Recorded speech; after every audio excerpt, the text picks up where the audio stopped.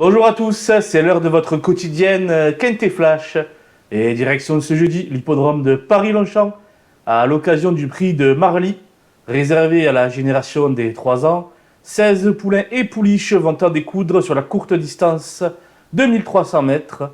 Une épreuve évidemment pas si facile que ça à déchiffrer, mais il y a quelques chevaux qui peuvent sortir du lot. Et on voit ça tout de suite avec mon analyse.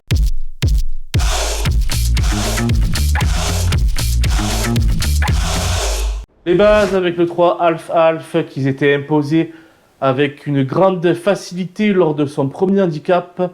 Depuis, il a répété dans une classe 2 bien composée à Saint-Cloud. Il fait partie des lauréats potentiels de l'épreuve. Le 11 Monapia est toujours maiden, mais il aligne les deuxièmes places depuis un certain temps. Il est très bien placé sur l'échelle des valeurs, notamment par rapport à William Tell. Assurément, son jour est proche. Le 13, Don't Look Up, progresse à chacune de ses sorties. Lui aussi est bien placé sur l'échelle des poids et il est présenté par le redoutable Jean-Claude Rouget. Assurément, il va falloir compter avec lui. Les opposants avec le 5, Michelangelo, qui avait certainement besoin de sa course de rentrée. Le raccourcissement de la distance va certainement l'avantager. Il a été supplémenté de plus par son mentor. Pas de fumée sans feu. Il va certainement jouer un premier rôle. Le 6, Kimi Orenda, a remporté 3 de ses 5 sorties publiques. Elle aussi est prise en valeur correcte et Maxime Guyon en tire la quintessence. Elle a beaucoup d'atouts dans son jeu. Le 15 Éternel a été excellent pour ses premiers pas avec les œillères australiennes dernièrement à Marseille-Borelli. Il est bien placé en bas de tableau, 2 bémols seulement. Il a tiré le 14 dans les stalles et une piste profonde pourrait le déranger. Mais moi j'y crois. Et il a une belle carte à jouer pour les places. Le 2 Empathique est un sujet polyvalent. Il a terminé deuxième de son seul essai avec Christophe Soumillon.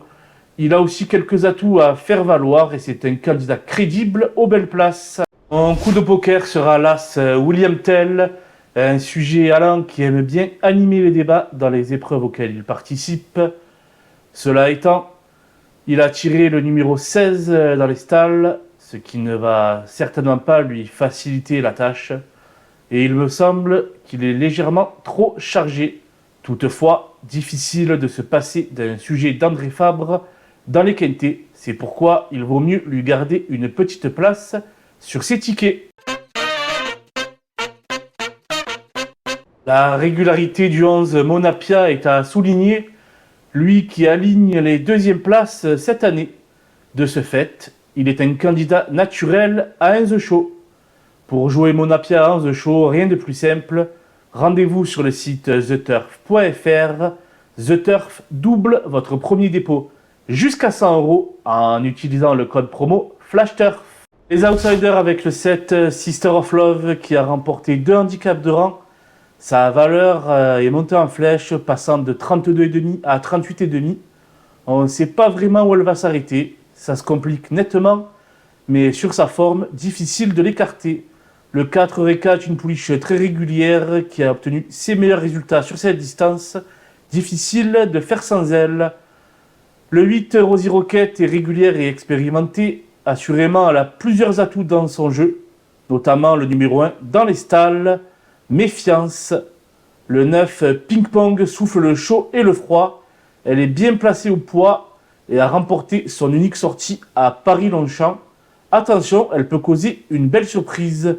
Le 12 Amanda's Choice n'a couru que sur les parcours rectilignes et découvre une distance aussi longue.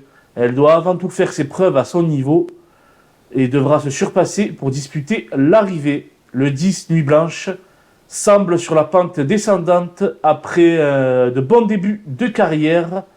Le handicapeur lui ôte une livre, mais je ne pense pas que ce sera suffisant, d'autant plus qu'elle va s'élancer avec le 15 dans les boîtes. Sa tâche semble assez compliquée. Les délaissés avec le 14 Maya Fushi, une sœur des bons Devana Fushi et Kiava Fushi. Elle vient de s'imposer, mais va devoir supporter 2,5 kg de pénalité. Et donc, j'ai pris le parti de l'éliminer ici. Le 16 Fille du Roi ne traverse pas une grande période de forme. Elle perd 1 kg sur l'échelle des valeurs, mais selon moi, ce ne sera pas suffisant pour prétendre à une place dans la bonne combinaison. Voilà, nous avons effectué le tour d'horizon des 16 partants de ce prix de Marly. Je vous laisse avec mon pronostic et mes conseils de jeu. Bon jeu à tous!